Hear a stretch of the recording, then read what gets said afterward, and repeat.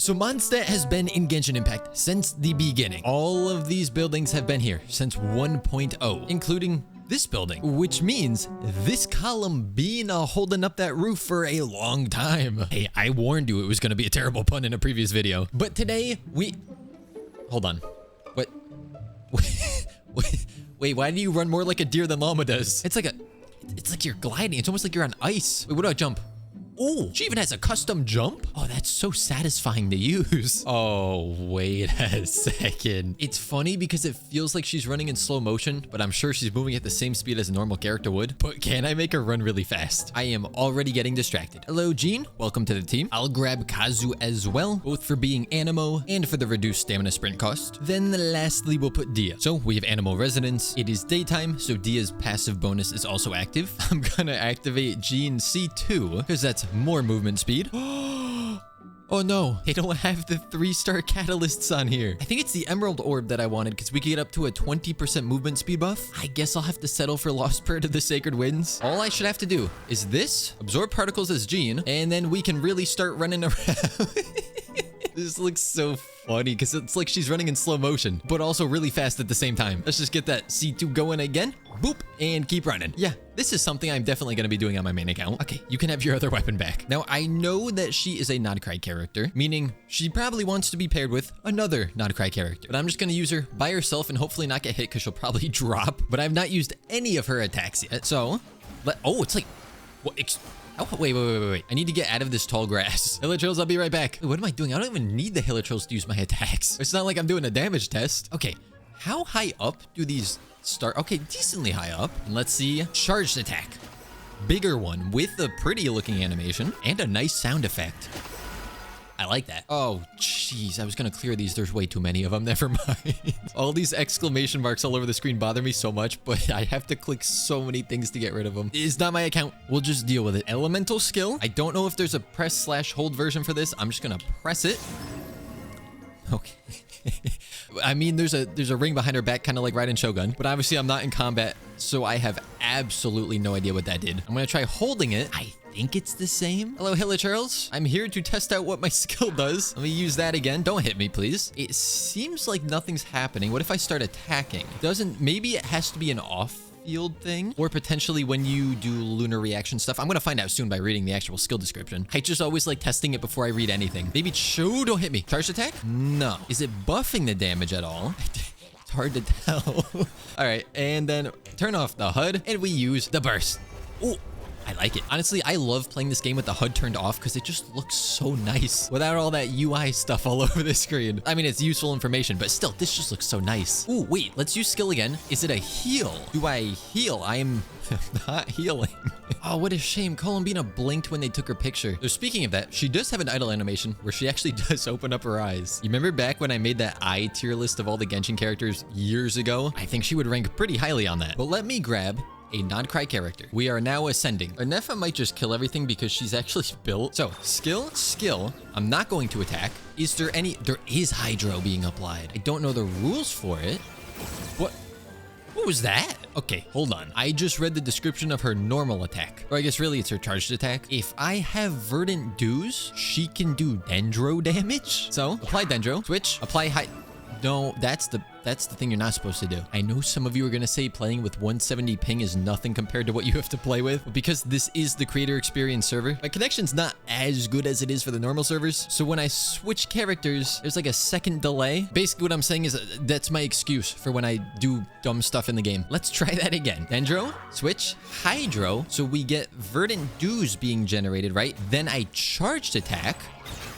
And she can do Lunar Bloom damage by her... Well, not technically by herself, because, you know, you need a Dendro character on the team. But, like, that's just cool that she can even do that.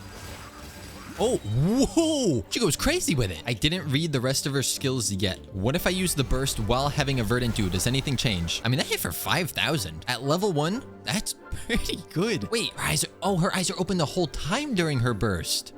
That's cool. Don't you dare hit me. I've now read her skill description, and it claims that when I use the skill, it'll keep doing... Oh yeah, it does do hydro damage. Why didn't I notice that before? I mean, I tested specifically for that, and I swear I wasn't seeing it. So then I want to do hydro and dendro stuff, use the skill, and we'll start generating different types of gravity, and then I die because definitely the pit.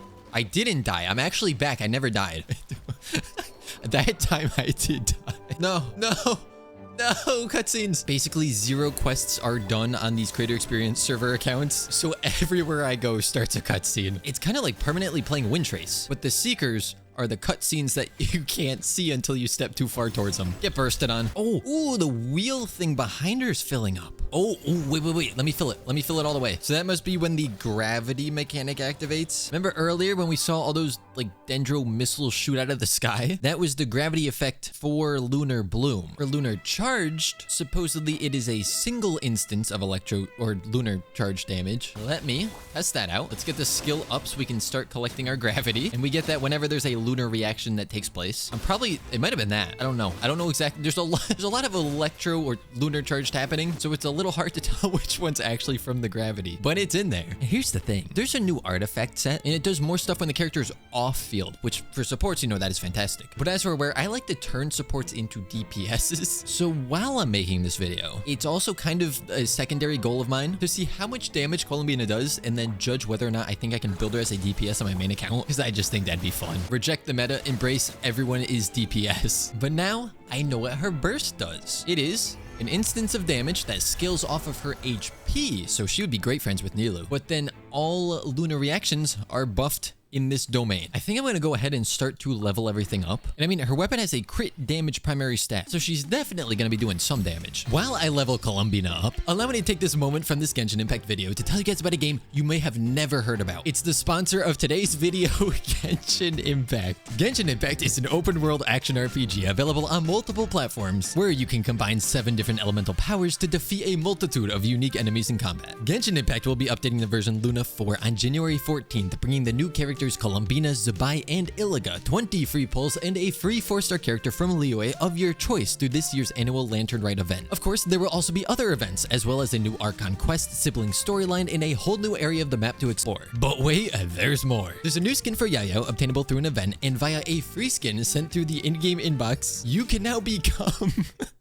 horse. So if you want to be a horse in the Miliastra Wonderland, don't forget to claim that. And at long last, we finally have skins for the twins, which you can earn by simply playing through the new Archon quest. So make sure to check out all of this new content in the latest version of Genshin using the link down below. You don't want to miss it because this update has Columbina a long time coming. Anyways, thanks to Genshin Impact for sponsoring this video, and now back to Genshin Impact. I have now gotten Columbina up to level 90. Her weapon is also maxed out, and I learned that she ascends into crit rate. I've yet to go ahead and level up her talents at all, because I want to start with the level 1 burst and just see how much it hits for.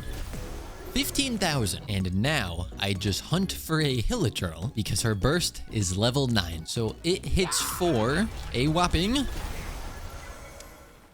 Didn't see the damage. It hits for a whopping 27,000. Okay, I went ahead and leveled all of her talents up to level 9. I guess I should test her in a team that she's probably intended to be used in. Although, I must ask, what the heck have I just stumbled across? It doesn't let me in, but it looks cool. Has Skirk been up to no good? Let's see how this goes. I'll just set up everything as I normally would. We'll use her burst, and then we'll start doing the Nefer stuff. And the boss gets deleted with only 1 use of her skill. Yeah, I mean, that's pretty strong. Then I'd also like to try Lunar Charged. Put some stuff up, get that going. I guess I'll use this as well, because why not? Boss is taking a lot of damage already. We'll use that, and I don't even get to do anything instead. Now, that's nice and all, but I really want to make Columbina the DPS. Now, her normal attacks don't exactly do a ton. Skill does decent damage, but it doesn't proc like super consistently. Oh, even though she's the only character on the team, she still has the Verdant Dew stored up, so she can still do some dendro damage. I mean, I could use her as an on-field driver. Obviously, her current artifact set isn't the best for it. I don't know why I never considered putting both of these supports on the same team. All right, it's time to mess with artifacts. For now, I'm just gonna take everything that Columbina had and put it onto Zhongli. And now, I'm thinking I'll try out this set. Oh, and I get the roll stuff. I'm glad to see that even on the creator experience server, we still don't get good rolls on artifacts. It truly is the the creator experience. Not a single crit roll. So because this set will give her an additional 30% crit rate, she'll have an 87 to 234 crit ratio. As for the last character, I feel like Sucrose is just a good option. I don't have anyone's burst available besides Columbina, but I'm just gonna go activate all this. Actually, I do have this burst now. Throw in Sucrose stuff. Oh, wait, I need to put up your burst because that boosts all lunar reactions. And then I could stay on field with you and attack. I need an enemy with more HP to test on. Now I have all the bursts available, so we'll try this again. I'm just gonna go straight for the burst right off the bat. We'll get this going. There's probably a better way of doing this rotation-wise, but I'll just use everything and then keep normal attacking with Columbina. Although, maybe we want Hydro Resonance. Then I'd have to get rid of Sucrose. Let's get Ino on the team. So, I'll start out with Columbina stuff. Put up all of these. Llama skill into burst. I guess I could use her held skill since I'm not using Nefer here. I'm just so used to not using that anymore. And then lots of damage happens, lots of reactions. I feel like that'd be so satisfying to use against large groups of enemies. All right, so a little bit of time later, I've come to the not so difficult to realize realization. Her normal attacks technically do just skill off of her attack stat, which we are not boosting at all. But when you use her special charged attacks, those scale off of her HP. So if I get the Dendro and the Hydro going, and then we use that special charge attack, it hits for a decent amount. So if I or you want to use Columbina as the on-field DPS, just because we can, even if it might not be the strongest way to use her, then charged attacks definitely seem to be the way to go. Now, interestingly, we know Zabai is coming out in a future banner, but I hadn't even considered that Columbina can already allow us to make a lunar crystallized team. So I decided to grab Shalonen and Chiori, and I just want to see what kind of damage we can hit here. Yes, I'm still going to be using Columbina as kind of the on-field because I want to do some charged attacks in there. We still have the Dendro. Oh, I should have used Ino instead of Farina. Also, I didn't even use Farina's burst, so I definitely should have used Ino. But also, in general, Farina usually isn't the best for lunar reaction teams. She can buff elemental damage, but not reaction damage. And by doing this instead, I get Ascendant Gleam. Now, I did get permission to go into the Spiral Abyss, so I'm just going to put her back onto the artifact set that she was on. And what I kind of want to try is attempting to use Columbina without any other nod-krai 5 stars. So for the first half, I'm going to try a lunar charge, but with Raiden and Cookie. And then the second half, I just want to use Navi in a team that is not Mono Geo for once. I do have to start on Chamber 11 so that I can actually unlock Chamber 12. So I imagine this should be fine. Oh, well, I did forget I'm playing with a higher ping than normal, so that will again be my excuse. But let's get our lunar charged Raiden Shogun going. Although mostly we're going to be getting overloaded in here. They have not even touched the monolith yet. Wow. All right, that was easy. Oh, I did forget that Albedo also has the new witch buffs, and I'm not taking advantage of